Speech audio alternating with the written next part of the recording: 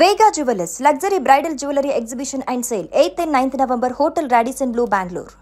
తెలంగాణలోని చేవెళ్ల సమీపంలోని మేర్జాగూడలో జరిగినటువంటి టిప్పర్ బస్సు ప్రమాదంలో 19 మంది చనిపోయారు. అందులో ఆర్టీసీ బస్సు డ్రైవర్ దస్తగిరి కూడా చనిపోయారు. గతంలో అయినా ఇదే ఆర్టీసీ బస్సుకు సంబంధించినటువంటి ప్రమాదంలో చాలామంది ప్రయాణికులను తన చాకచక్యంతో అప్రమత్తతో కాపాడారు. కానీ దురదృష్టవశాత్తు ఆయన ఈ ప్రమాదంలో ఇప్పుడు ప్రాణాలను పోగొట్టుకున్నారు. అయితే దస్తగిరి మృతి చెందడంతో వారి కుటుంబం ప్రస్తుతం చాలా ఇబ్బందులు పడుతున్నారు. ఒక రకంగా చెప్పాలంటే ఈ కుటుంబం ప్రస్తుతం వీధిన పడినటువంటి పరిస్థితిగా మారిపోయింది. ప్రస్తుతం ఈ విషయం గురించి మాట్లాడడానికి, వాళ్ళ కష్టాల గురించి చెప్పడానికి, అలాగే దస్తగిరి ఏం చెప్పి ఇంట్లో నుంచి బయలుదేరాడు, ఇప్పుడు ఆయన మృతితో ఆ కుటుంబం పరిస్థితి ఎలా మారిందో దస్తగిరి భార్య పిల్లలతో మాట్లాడే ప్రయత్నం చేద్దాం. మా నమస్తే అమ్మా. నమస్తే సార్. మా దస్తగిరి ఎప్పుడు బయలుదేరాడు ఇంటి నుంచి? సో ఈ విషయం మీకు ఎప్పుడు తెలిసింది? 4 గంటలకు బయలుదేరింది సార్ ఇంటి నుండి. 4 గంటలకు బయలుదేరాడు. ఇప్పుడు ఇంటికి ఆర్టీసీ డిపోకి ఎంత దూరం ఉందమ్మా?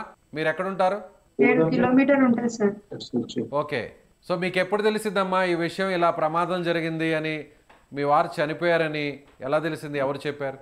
వాళ్ళ దోస్తు ఉండే సార్, వాళ్ళ దోస్తు చెప్పిన ఇంటికి వచ్చేసి చెప్పింది సార్, అప్పుడు తెలిసింది సార్ మాకు. ఆయన చాలా జాగ్రత్తగా ఉండేవాడా డ్రైవింగ్లో? ఎప్పుడు అలర్ట్గా ఉండేవాడా? గతంలో కూడా వికారాబాద్లో ఒక ప్రమాదం జరిగింది. అప్పుడు ఆ టైంలో ఈయన అప్రమత్తతోనే పెద్ద ప్రమాదం తప్పింది అని అంటున్నారు. అవును సార్. ఏం చెప్పాడు ఆ సమయంలో? అంటే అప్పుడు అదృష్టంతో ఆయన బయటపడ్డాడు, ఇప్పుడు చనిపోయారు. అప్పుడు ఏం చెప్పాడమ్మా ఆ ప్రమాదం గురించి? అందరికి కాపాడినందుకు దేవుడు నాకు కూడా కాపాడిందని చెప్పింది సార్. ఇప్పుడు మీకు ఎంతమంది పిల్లలు? పిల్లలు ఏం చేస్తున్నారమ్మా? చదువుతున్నారా పిల్లలు? చదువుతున్నారు సార్. ఒక అబ్బాయి హాస్టల్ ఉంటాడు, ఒక అబ్బాయి గుళ్ళనే ఉంటాడు సార్. ఓకే. ఇప్పుడు మీతో పాటు మీ పక్కన ఉన్న వాళ్ళ ఆ పిల్లలు ఇద్దరు పిల్లలా? మీ పిల్లలేనా? అబ్బాయి సార్, అబ్బాయి చిన్న అబ్బాయి సార్. ఇప్పుడు మీ భర్త చనిపోయాడు కదా దస్తగిరి, ఏదన్నా ప్రభుత్వం నుంచి కానీ ఆర్టీసీ నుంచి కానీ ఏదన్నా సహాయం లాంటిది ఏమన్నా హామీ ఇచ్చారా? సో కాంట్రాక్ట్ బేస్లో ఉన్నటువంటి డ్రైవరా లేదంటే రెగ్యులర్ ఎంప్లాయా ఆర్టీసీ డిపార్ట్మెంట్లో? Contract driver sir. ఎన్ని సంవత్సరాల నుంచి ఉన్నాడమ్మా ఆర్టీసీ డ్రైవర్గా? ఎన్ని సంవత్సరాల నుంచి పనిచేస్తున్నాడు? 5 సంవత్సరాలు అవుతుంది సార్. ఓకే. నెలకి ఎంత జీతం ఉండేది? కాంట్రాక్ట్ బేస్లో పనిచేస్తున్నాడు కదా, ఎంత జీతం వస్తుంది? 10,000 ఇస్తుంది సార్. 10,000. ఏ టైం నుంచి ఏ టైం? రోజు వెళ్ళేవారా డ్యూటీకి? రోజు అంటే ఇద్దరు డ్రైవర్లు ఉంటుంది సార్. ఉండడానికి ఇల్లు లేదు సార్. పిల్లలకు చదివించుకోవడానికి ఏం లేదు సార్. ఏం లేదు సార్. ఇప్పుడు మీరు అద్దె ఇంట్లో ఉంటున్నారా? అద్దె ఇంట్లోనే ఉంటున్నాం సార్. ఇప్పుడు 10,000 రూపాయలు జీతం వస్తుంది అంటున్నారు, కానీ ఇప్పుడు కేవలం ఆ 10,000 రూపాయలు ప్రభుత్వం ఇచ్చేటువంటి ఆ ఎక్స్గ్రేషియా తప్పితే వేరే ఏదన్నా పిల్లల చదువుకు సంబంధించి ఏమన్నా హామీ లాంటిది ఏమైనా వచ్చిందా? రాలేదు సార్.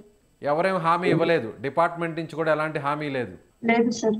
ఇప్పుడు ఏంది మీ పరిస్థితి ఏంటమ్మా మరి? ఇప్పుడు ఒకసారిగా మీ భర్త చనిపోయాడు, సో ఎదురుగా వస్తున్నటువంటి ఆ టిప్పర్ ఢీ కొట్టడం వల్లే ఈ ప్రమాదం జరిగింది అంటున్నారు.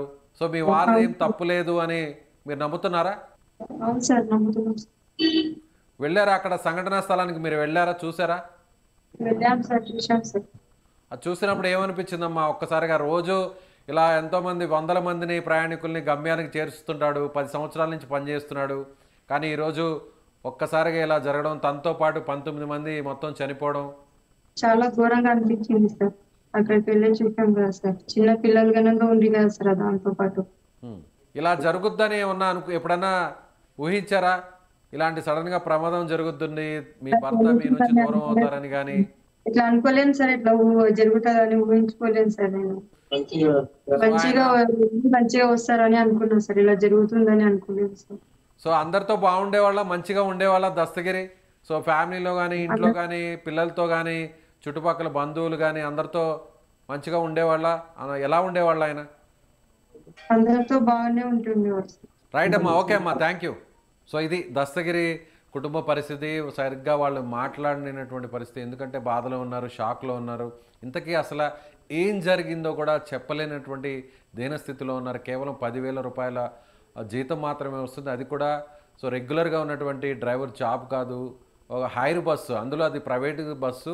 సో దాన్ని ఆర్టీసీ డిపార్ట్మెంట్ హైర్ చేసుకుంది కాబట్టి కాంట్రాక్ట్ బేస్లోనే తన భర్త అక్కడ ఆర్టీసీ డ్రైవర్గా ఉద్యోగం చేస్తున్నారు. సో ఇప్పుడు ఆయన చనిపోవడంతో ప్రభుత్వం నుంచి వచ్చినటువంటి ఎక్స్గ్రేషియా మాత్రమే.